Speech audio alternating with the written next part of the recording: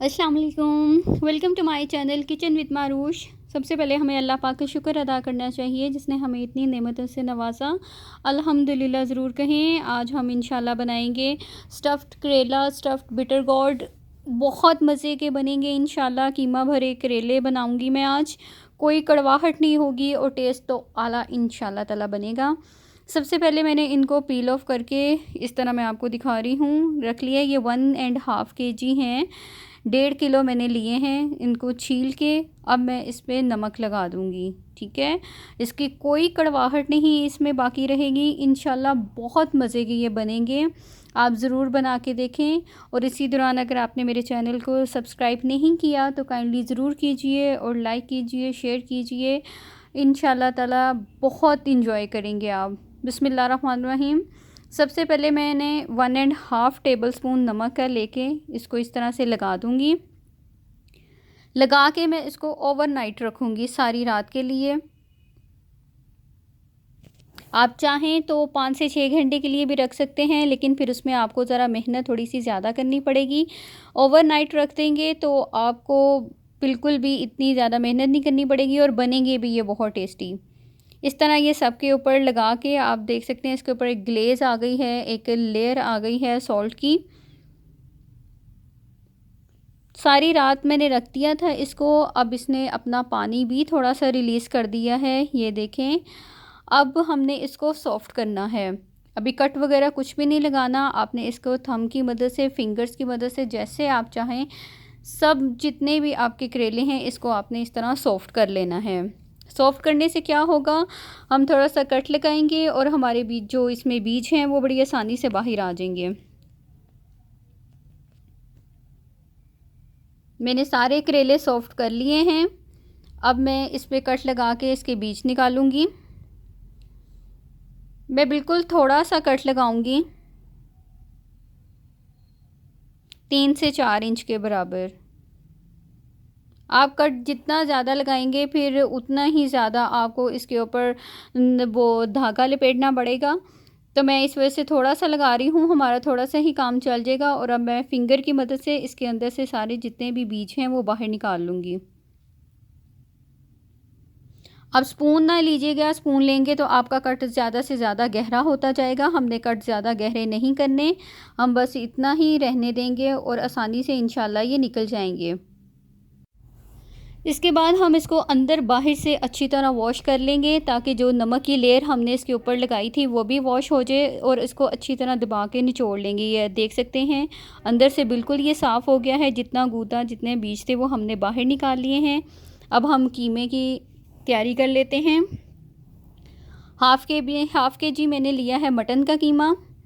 उसमें डालूँगी 6 से 7 अदद बड़े जो साइज़ के प्याज हैं, उनको मैंने फ़ाइन चॉप कर लिया है। 8 से 10 हरी मिर्चें हैं, इनको भी फ़ाइन चॉप करके वो डाल देंगे। 6 से 7 अदद टमाटर हैं, ये भी फ़ाइन चॉप कर लेंगे। ये 3 टेबलस्पून धनिया है और 2 टेबलस्पून इसमें पुदीना है, वो डाल देंगे। अब हम सीजनिंग में ऐड करेंगे 1 टेबलस्पून नमक जाएगा, 1.5 टेबलस्पून इसमें लाल मिर्च का पाउडर जाएगा। आप अपनी मर्ज़ी के मुताबिक कम भी डाल सकते हैं। 1/4 टेबलस्पून इसमें धनिया पाउडर जाएगा। 1 टेबलस्पून इसमें कुटी हुई लाल मिर्च जाएगी। 1/4 टीस्पून हल्दी पाउडर। हाफ़ टी स्पून इसमें जाएगा गरम मसाला पाउडर और हाफ़ टी स्पून ज़ीरा पाउडर। ये सीजनिंग में ऐड करके अब हम इसको अच्छी तरह मिक्स कर लेंगे। आप इसमें इस स्टेज के ऊपर इसका नमक मिर्ची टेस्ट कर सकते हैं। अगर आपको कम लगे आप ज़्यादा डाल सकते हैं इसमें। अल्हम्दुलिल्लाह हमारे यहाँ कीमा बहुत अच्छा रेडी हो गया है। अब हम स्टफ़िंग कर लेते हैं करेलों की।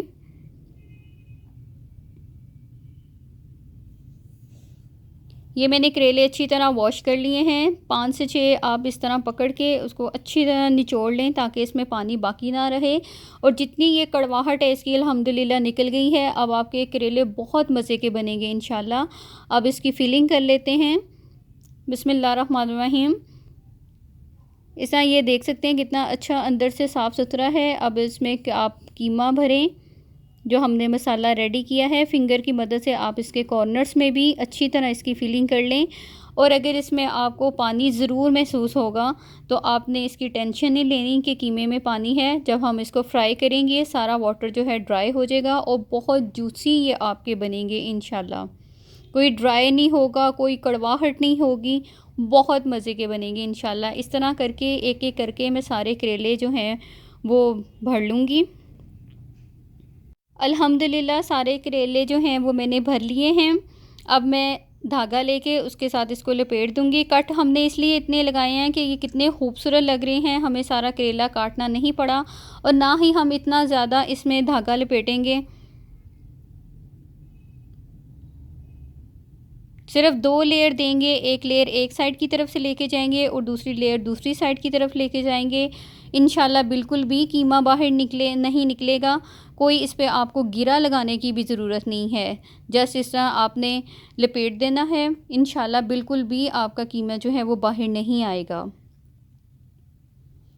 अब इस तरह मैं सारे जो जितने भी हमारे करेले हैं इसको इस तरह धागा लपेट लेंगे। ये मैंने धागा लपेट लिया है अल्हम्दुलिल्लाह। अब हमारे आधे से ज़्यादा काम कंप्लीट हो गया है। अब हम इसको फ्राई करेंगे। एक कढ़ाई में 1.5 कप कुकिंग ऑयल का लेंगे और इसमें अब हम फ्राई करेंगे। मीडियम टू लो टेम्परेचर के ऊपर हम इसको फ्राई करेंगे ताकि हमारे जो कीमा है वो अंदर से भी अच्छी तरह गल जाए और हमारे जो बाहर इसकी आउटर लेयर है उसका कलर भी बहुत खूबसूरत आए। आपने बिल्कुल भी आंच तेज़ नहीं करनी वरना बाहर से ये बहुत ज़्यादा डार्क कलर में आ जाएंगे और अंदर से कीमा जो है वो बहुत ज़्यादा ड्राई हो जाएगा।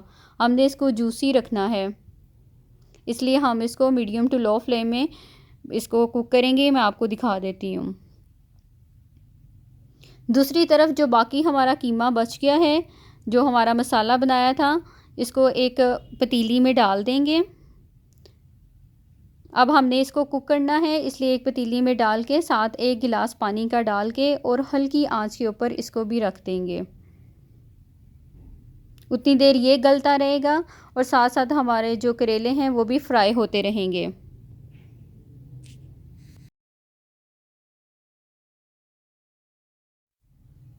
करेलों को फ्राई होने में तकरीबन 25 से 30 मिनट तो ज़रूर लगेंगे और आपने इसमें जल्दी नहीं करनी।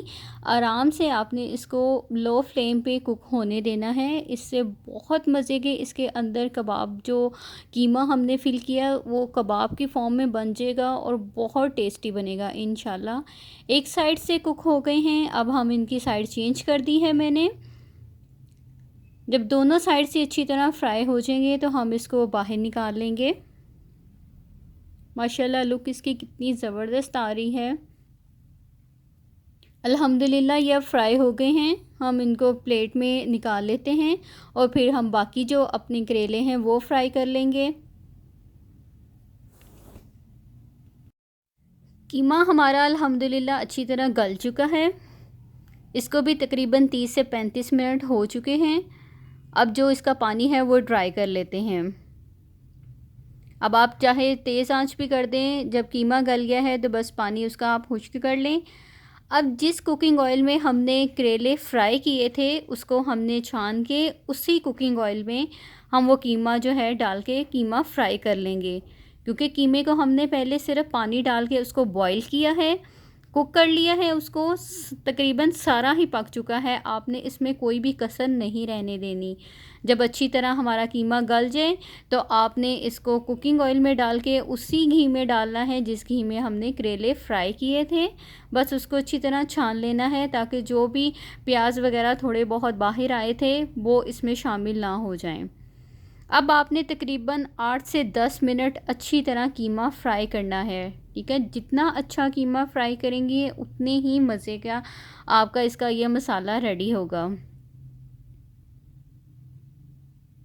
लुक माशाल्लाह आप देख रहे हैं कितनी अच्छी आ रही है। चैनल को सब्सक्राइब करना नहीं भूलना। ओके, ये अब रिवॉर्ड है मेरे लिए।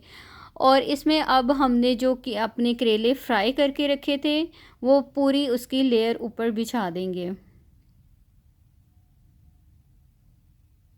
ये देखिए सारे जो हमने करेले इसके ऊपर एडजस्ट कर देने हैं हमारी चीज़ें सारी ही वेल कुक्ड हैं, ठीक है। अब इसको कवर करके सिर्फ 5 मिनट के लिए आपने दम पे रखना है, बिल्कुल लो फ्लेम के ऊपर। 5 मिनट हो चुके हैं अल्हम्दुलिल्लाह। हमारे ये भरवा करेले, कीमा भरे करेले, स्टफ़्ड बिटर गोट रेडी है अल्हम्दुलिल्लाह। ज़रूर ट्राई करें, फ़ीडबैक भी ज़रूर दें, दुआओं में याद रखिएगा। अल्लाह निगहबान, अल्लाह हाफ़िज़।